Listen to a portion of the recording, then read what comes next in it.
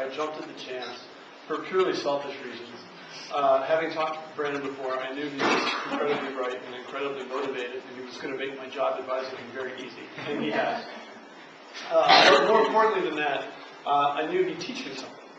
And one of the most interesting things about the senior exhibition program, in my opinion, is the fact that we take the students and they make the transition from student to teacher over the course of their senior year. And it is really fun to watch that transformation happen. And when I finished reading his outline and his annotated bibliography, I said to myself, well, there's my summer reading list. So there's lots of really interesting stuff that Brandon's going to tell you about today, and I look forward to hearing his presentation. So without further ado, Brandon, come with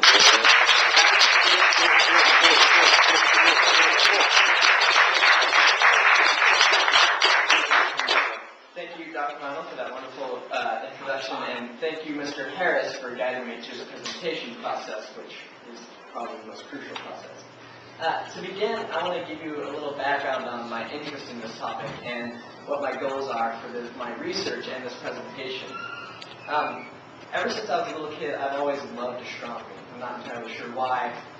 It may have started with the first star chart book that I had at my mom's house, or having a hot tub on my dad's porch so I could just sit there and look at the stars. Either way, cosmology sort of developed as an interest beyond that because it took simple physical theory, astronomy, to a whole new philosophical level that I really, really enjoy.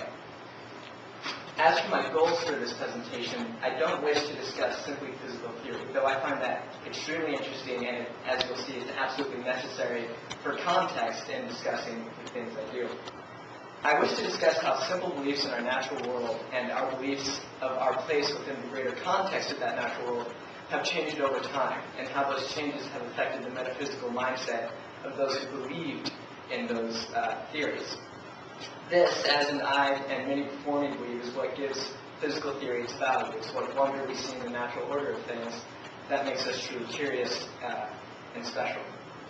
In that way, my aim is not to have you rattle off a bunch of physical facts or historical models after this presentation. It is hopefully, and quite loftily, to have you look up at the night sky with more awe and wonder than you have before, beginning to understand with me how much effect that has over our little planet.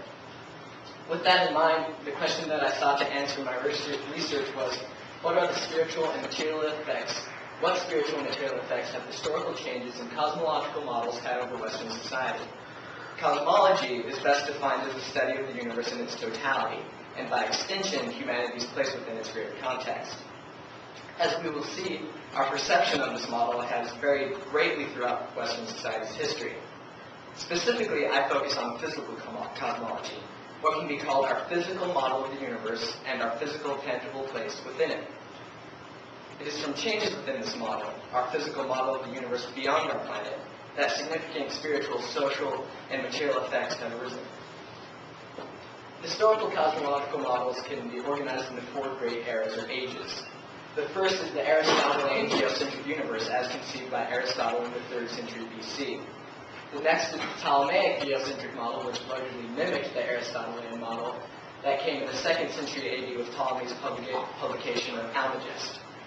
Third comes the Copernican model of 1543, when Copernicus published On the Revolutions of Celestial Bodies, which is considered by many the 4th great cosmological era, though it revisited an ancient model of the solar system which placed the sun at the center of the solar system. The last great model is the modern Big Bang theory, as a synthesis of many different discoveries and cosmological models throughout the 1900s. Jumping straight into the material effects of cosmological models, these changes came mainly from simple, fundamental cosmological inquiries into the nature of our very local solar system. In asking the question, what is the size of the Earth, Eratosthenes of Cyrene succeeded in establishing what many see as the modern scientific method. Many believe Eratosthenes was one of the first to use a mathematical abstraction as an aid to scientific discovery, when he successfully calculated the circumference of the Earth in 250 BC. The way he did so was he noticed that when the sun was at its highest point in the western sky above the northern hemisphere, the angle of the sun in Syene, a town almost on the Tropic of Cancer, was slightly different from the angle of the sun in Alexandria, where he was the librarian. Using the angle that he measured at Alexandria, he assumed this to be the same angle separating Alexandria and Syene on the greater circumference of the Earth. Using that angle, he knew what fraction of the circumference was between the two cities, and using the distance between the two cities, he calculated that the distance between them was roughly 1/50 of the circumference of the Earth as a circle, and using that, he successfully calculated the circumference. Cool. This exercise established the use of tools beyond our own senses to aid in discovery, and signaled the beginning of a fundamental aspect of science, restraint and simplification. Historians and scientists posit that the act of using a simpler abstract idea in the face of a seemingly overwhelming complexity, that is, using a circle to encompass something that is complex and seemingly incomprehensible as our entire planet, is an indispensable aspect of science. It allows scientists to begin to solve uncomfortable tasks, thereby founding the use of this method as an important component in all modern science to be successfully used to support most discoveries. Professor Chet Ramo goes on to posit that Eratosthenes was far ahead of his time, and that his pioneering use of this approach specifically was the beginning of our modern scientific method. The next major material effect saw the beginning of the atomic age and mankind's harnessing of nuclear power, beginning with a simple inquiry into the workings of the inner sun. The source of the sun's energy has puzzled scientists into the discovery that the Earth has existed in its present form for several billions of years. Geology discoveries in the 1800s show that the Earth was at least several billion years old. This succeeded in puzzling astrophysicists because at the time it seemed impossible to explain how the sun could possibly output so much energy into the depths of space for such a long period of time, thereby meaning it's impossible for the sun to run on oil, coal, wood, or anything of the sort. Two key discoveries, Marie Curie's discovery of radium and Einstein's equation relating mass to energy, E equals mc squared, combined to suggest that nuclear energy powered the sun. Curie's 1903 discovery of glowing radium was the first evidence to suggest that there was a property of nature which shed a seemingly endless light energy with no diminution of mass, what she perceived as essentially an infinite fuel source. Einstein's 1905 supplement to his paper on the electrodynamics of moving bodies contained his first publication of his most famous equation, E equals mc squared, exposing a relation in which even the smallest amount of matter can contain enormous amounts of energy. A modern-day example is if you were to take 3 kilograms of gas, roughly 1.05 US gallons, and convert it to energy using a typical internal combustion engine, you would receive about 140 million joules of energy.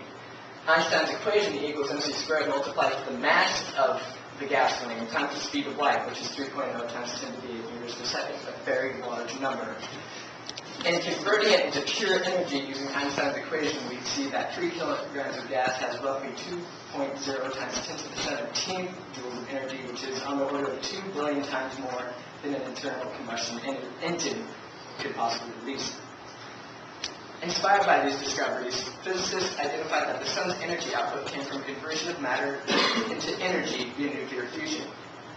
Using Einstein's work, British physicist Brannon proposed that the temperatures in the sun were much greater than ever perceived.